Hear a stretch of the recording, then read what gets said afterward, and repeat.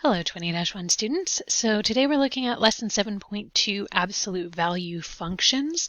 So just taking what we learned in the last lesson about absolute values a step further and starting to apply those concepts to functions, so to graphs.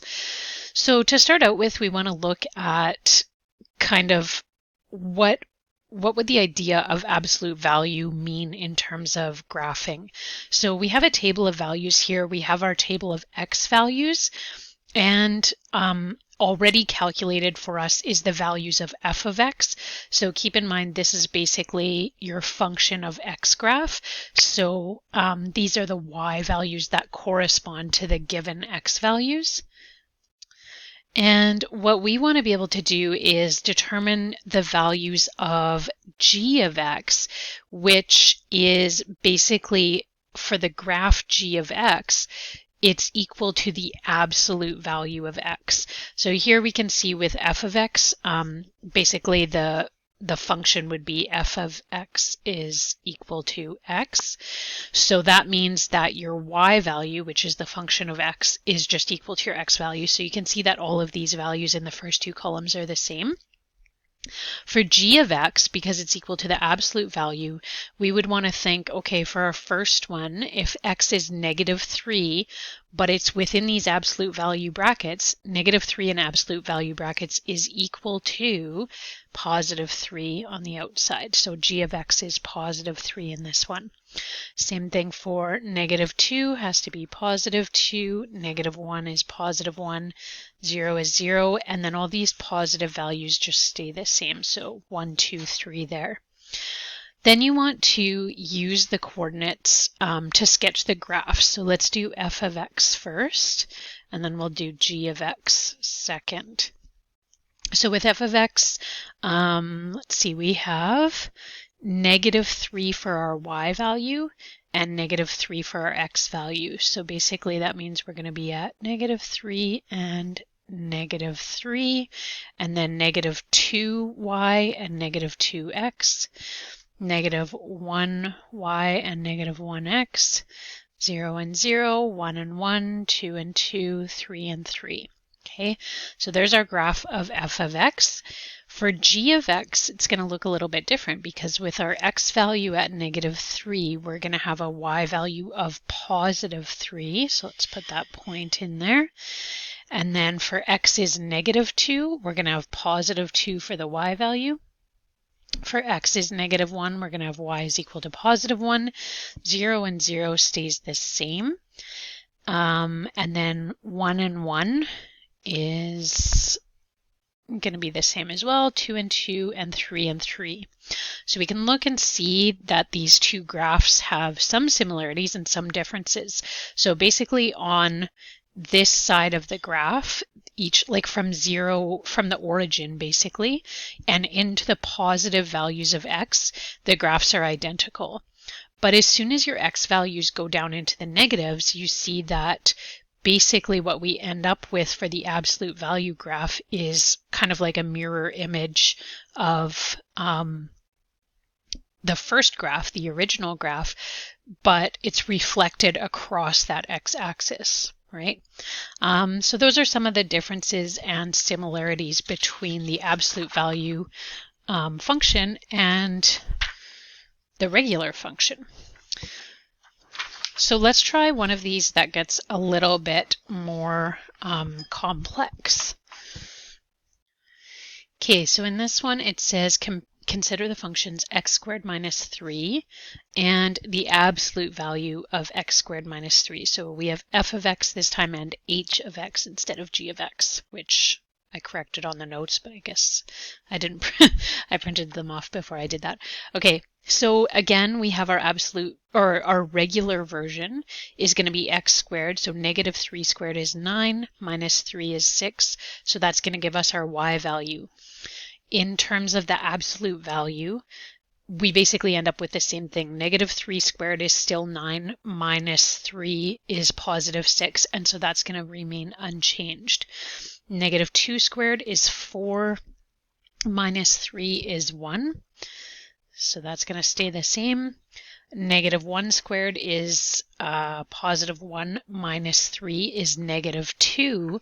So the absolute value of that is going to be positive 2.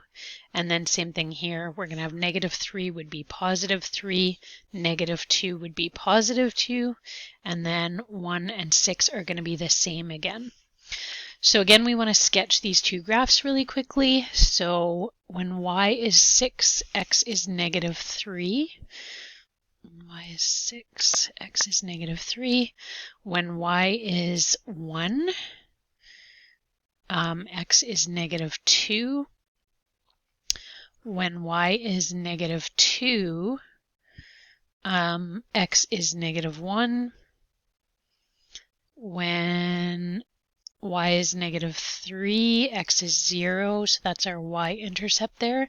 And then basically we reflect back up, so going to negative 2 for x is 1, 1, y is 1, x is 2, and y is 6, x is 3, so that'd be there.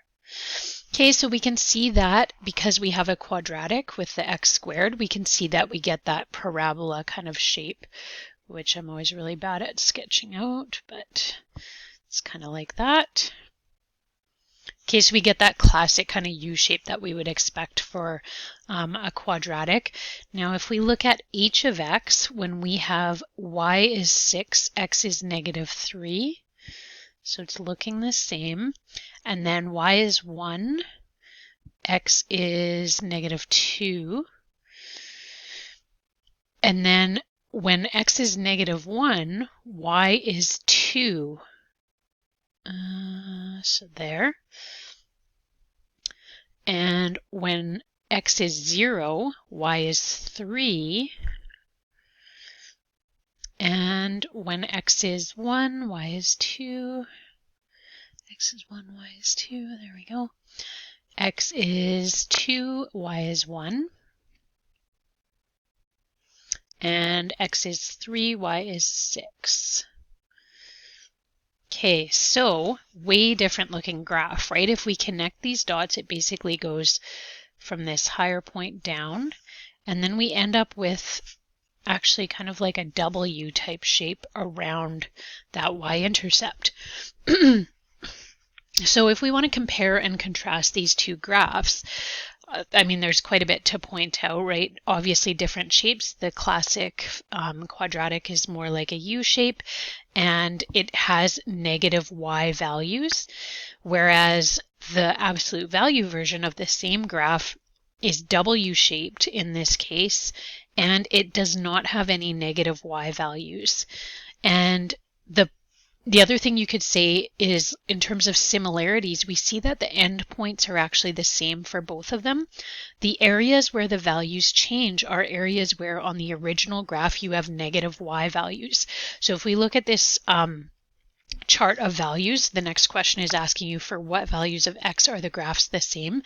But if we look at this chart here, we can see that for f of x and for h of x, we have the same values when the original graph has positive y values, but as soon as the y values are negative for the original graph, we see that the values in the absolute value graph are different, right? Because they have to be the positive version. As soon as our y values are back to being positive for the f of x function, we see that the values are the same in the h of x graph. So that's the difference between our absolute value graphs, and it's why we see this change in shape, where any place in the original graph where the graph dips below the x-axis, you're always going to see a different shape in that absolute value version of the graph. So the last question is, if you could sketch the graph of h of x using two quadratic functions, what would they be? And so what we'll see kind of as we move forward is that even though I kind of drew this as a W here, if we actually sketch them out, this component here ends up being more like a parabola. So what we actually see with this graph is two intersecting graphs where we have a quadratic function that's going kind of down like this. Okay, so this part below the graph is not actually part of the graph, but that's the origin of it. And then this component where we have the downward facing part on each side of it is actually another parabola that's going to go kind of like this, which will represent the original shape of the graph. Okay, and so if we wanted to represent this graph as two different functions, we need to consider what the function is that's making this component and what is the function making this component. This one is pretty easy because it's this, or sorry, no, this one is pretty easy because it's the same as this one here. So the only tricky one we have to figure out is what is this secondary function? So this one here is, let's call that one number 1. So that is just x squared minus 3 equals h of x. Okay, so it's basically the original version of the graph, which was f of x. And we see that because the shape is the same. So how would we determine what this second function is? Well, the second function is the h of x, the absolute value component of that. And so the way that we can represent that is just the way when we were looking at our absolute values originally. Remember how if we had like say -3 like this, if we wanted to calculate that, we would go negative times by -3. These are the same things, and so that gives us +3. Same thing is what we've done to calculate our y values here. So that means our second function is actually negative x squared minus 3 equals h of x. Okay, so it's just the negative version. So for all of these absolute value graphs, you can represent them as something called a piecewise function, where you're showing which components are making up like the part that matches with the original graph because they both have positive y values, and then the different component where you've applied the absolute value and so you end up with different y values than the original graph. Okay. So there's a little bit of information here about kind of those ideas. So let's see, what do we want to, oh, one of the good things to be aware of is that the vertex is always going to divide the absolute value function into two distinct parts. And again, this is something that I corrected in the notes, so you guys shouldn't have to deal with that. But it's two distinct parts, right? So just like we just saw there. For all values less than 0, the y value is going to be negative x. And for all x values greater than or equal to 0, the y value is x. So basically all this is saying is that because the absolute value gets applied to it, if you have a positive value, the x value remains unchanged. But if you have an x value less than 0, the y value is the negative version of that negative, right? So essentially if you had like -3 on the x, then the y value is -3, which is +3. Okay, so that's all that is saying there. And then, yeah, the piecewise function is kind of like what I was just saying there. So just like I showed you guys here that we would have that negative applied to the x value, which is negative in that case, the same thing applies for our piecewise function where y is going to be equal to x if the value for x is greater than or equal to 0. If our x value is less than 0, the y value is the negative version of that because again, if you have your negative x value, you have to multiply it by a negative to get your y value because your y value has to be positive if it's related to the absolute function. Okay, I don't think we need to go over that part too much more because we've already looked at that. So let's just go through an example of how we would work with a graph of an absolute value linear function. Okay, so we'll get into quadratics later, but for now we're just going to start with the simplest version.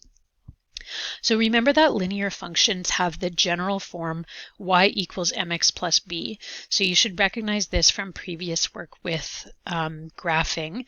The difference here is that our mx plus b component is within those absolute value brackets. So whatever this adds up to, whether it's a positive or negative value, the y value is always the positive version of that number. So consider the absolute function y equals 3x plus 1. And we want to, first of all, determine our x and y intercepts. So for our x-intercepts, remember those are the points where y is equal to 0. So essentially all that means is we want to set our equation, our y value equal to 0, and solve for what that value of x would be. So we say, oops, sorry, I shouldn't have put a y in there. We're just going to start right away with the 0. So 0 equals 3x plus 1. And we can actually just set this equal to 3x plus 1 for now to solve for it. So in order to isolate x, we need to subtract 1 off of both sides. So that means we're going to have negative 1 over here being equal to 3x plus 1 minus 1 is 0. And then we need to divide away the 3 from both sides. So now we can say x is equal to negative 1/3. So if we wrote that in like as a coordinate pair, it would be negative 1/3, comma 0. For the y-intercept, remember that's where x is equal to 0. So to solve for that, you basically just need to insert a 0 where the x is. So if we say y is equal to 3x plus 1, x in this case has to be 0 plus 1. 3 times 0 is 0. And then plus 1. And this is a positive value. It's going to be plus 1. So nothing's going to change. It's just going to be 1. If you ended up with a negative value here, your final value would just be the positive version of that. So again, if we write this as a coordinate pair, x is going to be 0 and y is going to be equal to 1. Okay. Now we want to sketch this in a graph. So what we want to keep in mind here, let's see if I can kind of fit this on. We want to keep in mind the general formula for this graph. So y equals mx plus b. The thing I want you guys to remember is that when we use this general formula for graphing, m always refers to slope and b always represents the y-intercept. So this is going to help us get started on our graph. Our y-intercept is at 1, which we kind of calculated there separately. And we also have a slope, which is going to help us to find multiple points on the graph. So in this case, our slope is 3. And usually what you want to do with slope, remember, is to write it as a fraction. So it's always rise over run. So 3 as a fraction is just 3 over 1. So that means we go up 3 and over 1 for every unit of slope. So if we start out with, let's say, our y-intercept, so we have x is equal to 0, y is equal to 1.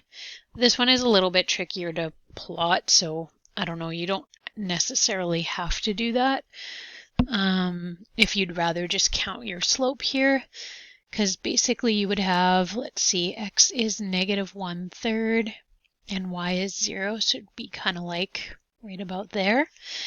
And then we can calculate our slope from there. So going up from here by 3 units and over 1, we would go 1, 2, 3, and over 1. Up 1, 2, 3, and over 1. So we have a couple of points to work with there. Now on the other side, same kind of a thing. I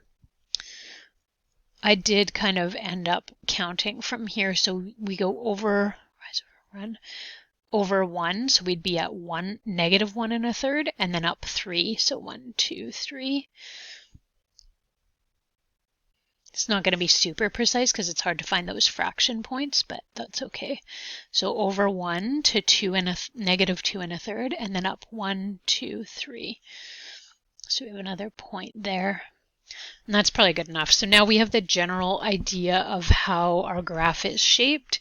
We just want to connect the lines here really quickly, or connect the dots rather, I guess.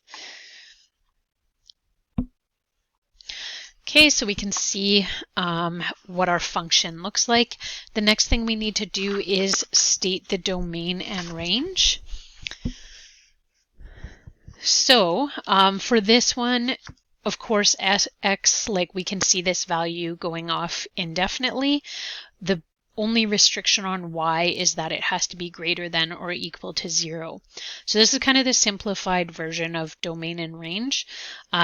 Keep in mind a lot of times you see it more in this format, so it'd be like x equals all real numbers, and then you have your closed brackets, right? And same thing for y. What you could do here to write it in the more expanded version that we see a lot would be y has to be greater than or equal to 0, comma, y equals all real numbers. Okay, so just also acknowledging the fact that, oops, beyond the restriction that it has to be above 0, y could be all real numbers. Then the last thing is to express it as a piecewise function. So with this, basically we set it up like y is equal to two different possibilities for our function. So it could be, the original version was 3x plus 1. Okay, and whenever we state this, we always want to give the restriction of like, when would y be equal to the original function? So we know that on either side of the vertex, we're going to have, like on the right side, for example, we'll have one of these possibilities, and on the left side, we'll have the other one. So we just need to determine which is which. One of the ways you can do this is to figure out like one point on the graph for the x value, if the y value would match with that particular x value. So like for example, here we have when x is equal to 1, we found that y was equal to 4 when we made our original graph. So if we substitute in the value of x equals 1 in our original equation here, so be 3 times 1 would be 3, plus 1 would be 4, positive 4. And so that is accurate, right? That this equation gives us the appropriate y value for this part of the graph. And so what we know then is, if we think about the fact, if this one works with that x value, that means this point on the graph and everything after it are going to fit with this value. So the restriction for this part of the graph is that x has to be greater than or equal to, because it's going up in its x values, the negative 1/3 that forms the vertex. Okay. Now, if you weren't sure if it was the equal to, because one of these is always going to be greater than or equal to the vertex, and one of them is always going to be or it could be less than or equal to, but then the other one is always going to be just less than or just greater than. They can't both be equal to the vertex. So if you weren't sure which one was greater than or equal to, or less than or equal to, you can also test this with the vertex really quickly. So like if we do 3 times by negative 1/3, so 3 times by negative 1/3, remember, you just multiply straight across, so that's going to give us negative 3/3, which is negative 1. Negative 1 plus 1 is 0, which is our y value for the vertex. So that means that this graph, this part of the graph also applies. So what we would state as a restriction then is y is equal to 3x plus 1 if x is greater than or equal to negative 1/3. Okay, so we've determined that the vertex and all the x values greater than that will satisfy this graph. So then that means going the other way, it's going to be the absolute value version of this, so it's going to be negative 3x plus 1. And this is going to be true if x is less than the negative 1/3, right? So like I said, you can't have the same two graphs applying to the vertex. So we can't have it be equal to, so basically any value of x that's lower than negative 1/3, because we can see on the graph we're going into lower x values, all of those are going to satisfy this component of the function. Okay. All right, so if you guys want, you can pause the video and give one of these a try. So there's a linear function here as well that you can give a try. It'll be the same as what we just did, but if you need to check your solution, the solution is also, the full solution is completed in the filled in notes, so you can always check that to check your work. All right, let's try another example here. So in this case, we're going to graph an absolute value quadratic function. So moving away from linear and into a little bit more complex. So in this case, we're going to look at the absolute value function f of x is equal to negative x squared plus 2x plus 8. Keep in mind that with quadratic functions, you could have it listed in a variety of forms. So you could have the basic setup like we're looking at in this example.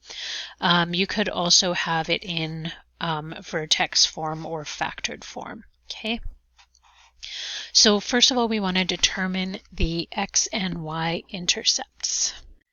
All right, so for the x-intercept, we just want to set the whole equation equal to 0. So we're going to have 0 is equal to the absolute value of negative x squared plus 2x plus 8. And then because we have our absolute value, that means we're essentially multiplying the whole thing by negative. So we end up with, taking the negative out here, we have x squared minus 2x minus 8. And then we just want to factor our quadratic. So we want to go two numbers that multiply to negative 8 and add to negative 2 would be x, it would be 4 and 2, so it'd have to be positive 4 and negative 2. Okay. There's that negative on the outside. But basically what we want to have, the negative is kind of discounted now because all we really need to figure out is what are the values of x for these two brackets that would add to 0. So essentially it'd be like we can't have x plus 4 equals 0. So it'd be x cannot equal, or sorry, x would be equal to, we need to move the 4 over to the other side. So that would be subtracting it off. So it'd be x equals negative 4. And then for this one, the same thing. So x minus 2 equals 0. So x equals 2. So that means we have two x-intercepts, and they would be negative 4, 0, and 2, 0. Okay, then for our y-intercept, we just set x equal to 0. So it's going to be basically y is equal to the absolute value of negative, I don't know if we really need to include the negative in there, but it's 0 squared plus 2 times by 0. So we're just subbing in our x value right into the equation, plus 8. Y equals the absolute value, 0 squared is 0, plus 2 times 0 is 0, so plus 8. And so our value is just y equals 8. So writing that as a coordinate, it would be x would be 0 and y would be 8. Okay. Oh, it's coming back. All right, so next thing we want to be able to do here is sketch the graph. So we're going to do the same thing we did last time, just kind of thinking about the different points on the graph and going from there. So one of the things with having our graph in the quadratic form is that in order to graph it more easily, we might want to convert it into vertex form so that we can find the vertex and work with that. So basically that means we just need to complete this square for y equals negative x squared plus 2x plus 8. So completing this square, we want to factor out the negative.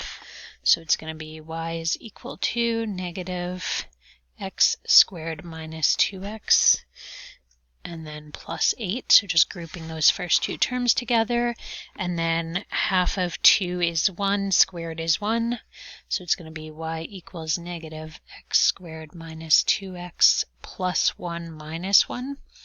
And then plus 8 on the outside there. And then we just want to remove the subtracted one, but keep in mind that it's being multiplied by this negative on the outside, so it's going to be y is equal to negative x squared minus 2x plus 1, and then negative 1 times by negative 1 is positive 1, so plus 1 plus 8. Then we can factor this into a perfect square, so it's going to be y is equal to negative x minus 1. Yeah, because -1 times -1 will give us +1. -1 plus -1 will give us -2. So x minus 1, square that. And then on the outside we had +9.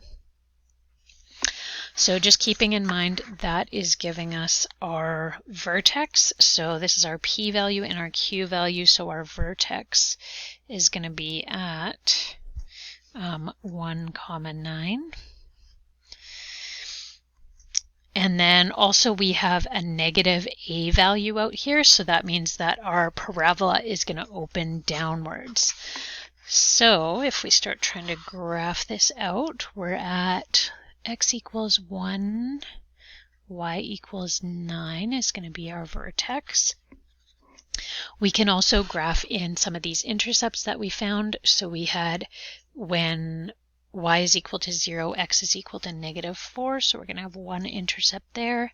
We also have one at +2, and our y-intercept is going to be at x is equal to 0, y is equal to 8. Okay.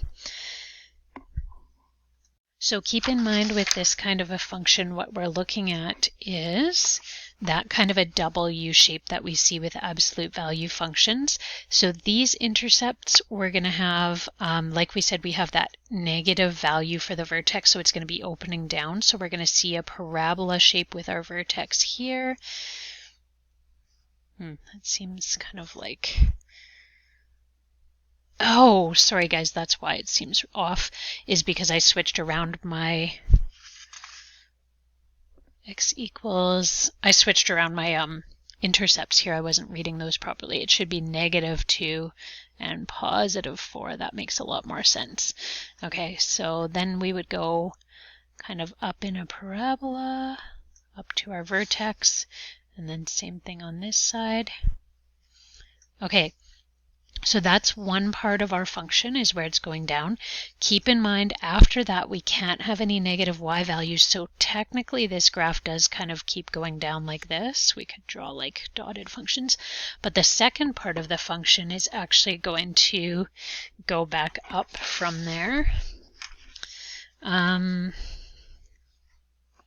So yeah, I'm not going to worry too much about how to go, but it's going to go kind of like that.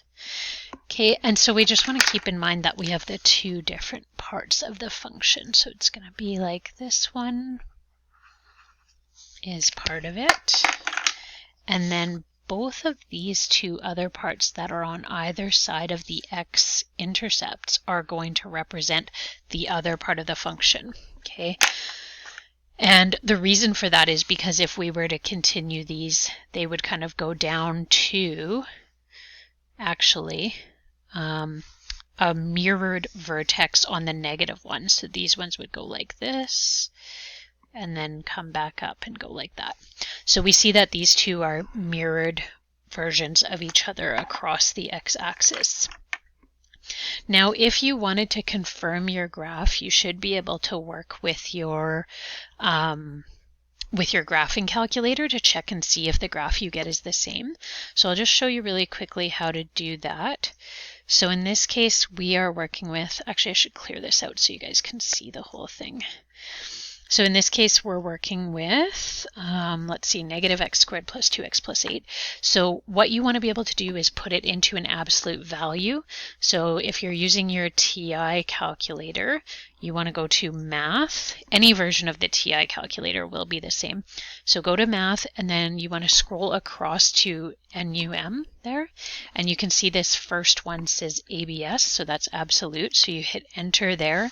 Now you have your absolute value brackets, and you can just enter your formula in there. So it's -x² plus 2x plus 8. And then you can go to your graph. You might want to go to standard window, so I would go to zoom and go to standard. Okay, so that's closer to what we were drawing on there. Maybe looks a little more similar. So we can see that we have the x-intercept at -2 and at +4. We can also see that this vertex, you could always trace it, right? So go into second function, calculate, find your maximum, and then choose your left bound, choose your right bound, and if you hit guess, it has, I don't know why it's doing that, but it's 0.999, so it's basically 1, and y is equal to 9. Okay, so we can kind of use our calculator always to confirm whether we've done this properly. So the next thing we want to do is state our domain and range. So with x, as we can see, it could be any value. So we're going to do x, x is equal to all real numbers. For our range, it's going to be y has to be greater than or equal to 0. Greater than or equal to 0, but other than that, y could be equal to all real numbers. Okay. Then we want to express it as a piecewise function, so we're going to write y is equal to, and then we're going to show both versions of the graph. So we had, let's see, -x² plus 2x plus 8 was the original.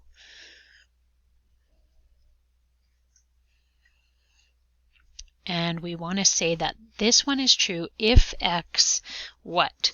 So we need to look and see what the values are. Remember that our vertexes are what is going to basically define the ranges, or sorry, the domains, I guess. So actually I'm going to delete this because we're going to have multiple components for the x for this one. So essentially what we want to look at is this function will have a range of x has to be less than -2 or greater than 4, and then this one is going to have to be greater than -2 and less than 4. So we just need to determine which one goes with which. So for this one, it should be fairly straightforward because we took the original version and made it into our vertex form, and the vertex was at +1 and +9, which was this point on the graph. That means that this part of the graph is represented by the original one. So that means our domain has to be between -2 and +4. So that means we're going to do -2. So x has to be greater than or equal to that and less than or equal to 4. How do I know that it's the equal to for this one? Well, the original function, as you'll start to see as we move forward, the original function is always the one that has the greater than or equal to or less than or equal to. So it's always the equal to one. And then the absolute value version, so -x² plus 2x plus 8 is going to be the greater than or less than one. So with this one, it would be if x, so in this case, x has to be greater than, see this component here, greater than 4, or it has to be going to the left of -2, so less than -2. Sometimes you'll see in the book that they write this one separately because it's, I guess, maybe not as usual to have the positive value on the left and the negative there. So sometimes you'll see this written in the book as x is less than -2 and x is greater than 4, like that. Either one is fine. Okay, so on a test, either way you choose to write it is fine by me. All right, so you guys have a chance to try this one on your own. Again, the worked solution is visible on the filled in notes, so you can always check your work there. And after that, you guys have some questions to try in the textbook with this. And other than that, that's everything for today's lesson. So next time we'll be looking at absolute value equations, and I will see you then.